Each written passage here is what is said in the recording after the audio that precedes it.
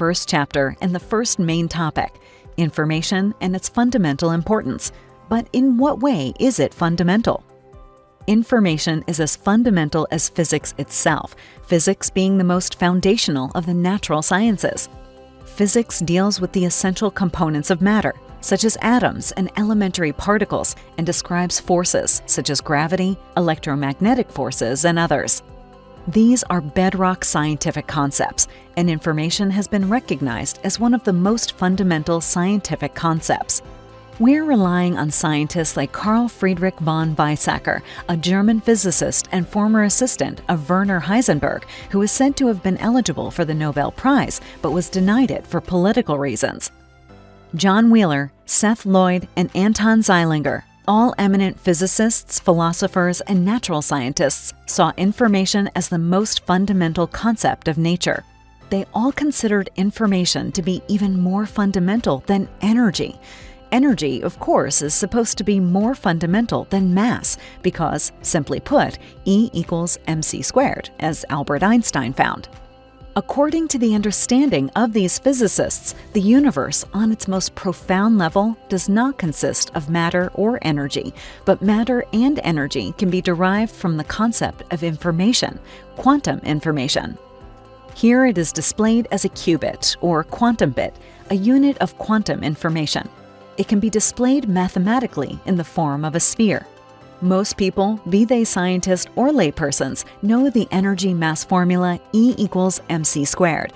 When you multiply a mass by the square of the speed of light, you get the amount of energy contained in the mass. The same energy can be applied to information when applied to the age of the universe. What is the age of the universe? It is about 14 billion years old. So the older the universe gets, the bigger it gets. It expands and contains even more information.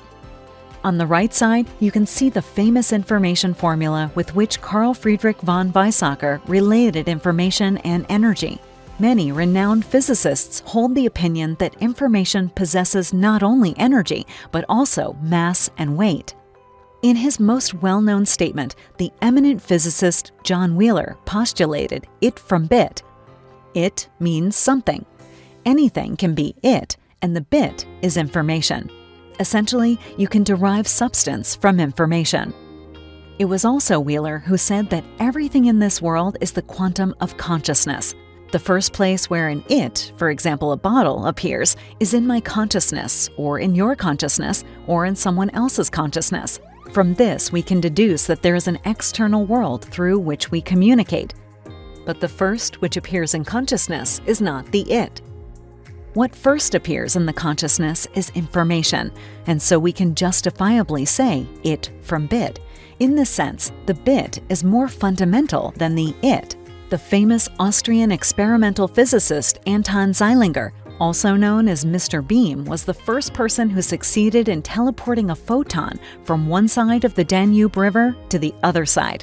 So let's take a look at how quantum teleportation works. If you want to transport a particle from one side to the other, you do not transfer its energy. Because there is enough energy, you transfer its information. If you transfer the information, it works at the speed of light. The same particle you scan over here can appear on the other side without any transformer effect or energy transfer. So the energy is already there, you just need the information. As an example, what is the difference between an electron and a proton? They contain different amounts of mass and different amounts of energy, but they also contain different information. According to a group of physicists such as Carl Friedrich von Weizsäcker, Seth Lloyd, John Wheeler, and Anton Zeilinger, the entire universe is just one giant information processing device. It is a quantum computer that basically calculates itself. Information is the only thing that is really flowing here. The German philosopher, priest, and semiotician Professor Johann Heinrichs once asked a very important question. Do you believe that there is only information? If this were true, there would exist only monism or oneness. There would be no dualism. This monism would exclude everything else.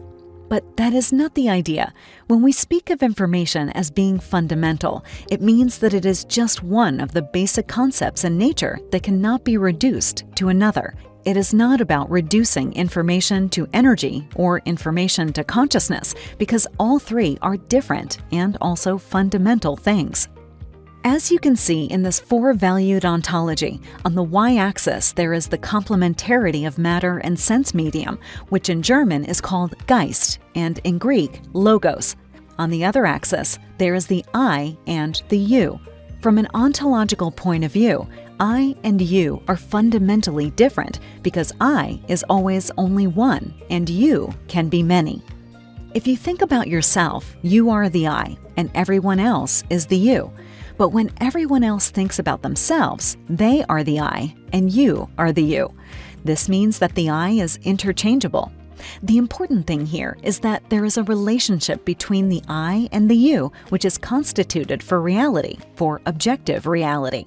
If we delve into the depths of each pole, they have a structure of 4. 4 is a number that is very deeply rooted in ontology. But let us not get too deep here. The important point is that information and energy are on one axis, or to be more precise, the energy momentum, because in relativistic physics, in the theory of general relativity, space-time emerges from the energy momentum tensor, which is based on the density of energy and the flow of momentum in space-time. On the other side, there is information, whereas if you look into the sense medium, it has a physical and mental, a social and a medium aspect. The physical aspect is the physical information field, which contains the psychological information field, and then there is the social information field, which, for example, appears in the form of culture and art. In addition, there is a medium type of information field, the logos, which we don't call information field anymore. What we are interested in is the middle part of the y-axis. Here, the material side of the sense medium is a physical information field, and here is information.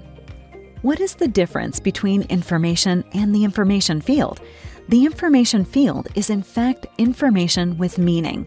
It is information for something or for someone, and it is activated by meaning.